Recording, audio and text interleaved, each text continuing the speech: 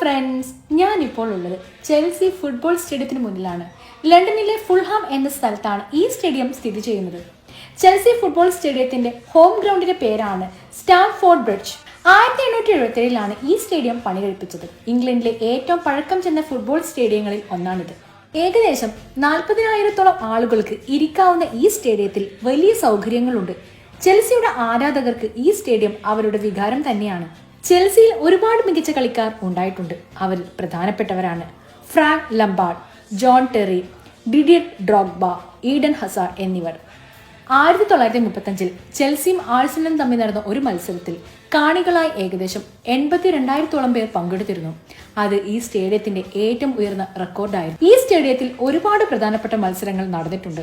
അതിൽ ചിലതാണ് 2012 നടന്ന യുവേഫ ചാമ്പ്യൻസ് ലീഗ് ഫൈനൽ, അതുപോലെ 1966 ഫിഫ ലോകകപ്പിലെ ചില മത്സരങ്ങൾ എന്നിവ. ചെൽസി മ്യൂസിയത്തിൽ ചെൽസിയുടെ ചരിത്രത്തിലെ പ്രധാനപ്പെട്ട കളിക്കാരുടെ ഓർമ്മകളുണ്ട്. അതിൽ പ്രധാനപ്പെട്ടവയാണ് Frank Lampard, John Terry, Peter Osgood തുടങ്ങിയ ഇതിഹാസ താരങ്ങളുടെ ജേഴ്സികളും അവർക്ക് കിട്ടിയ ട്രോഫികളും ഫോട്ടോകളുമൊക്കെ. ചെൽസിയുടെ സ്റ്റേഡിയം സ്റ്റോറാണ് ഈ കാണുന്നത്.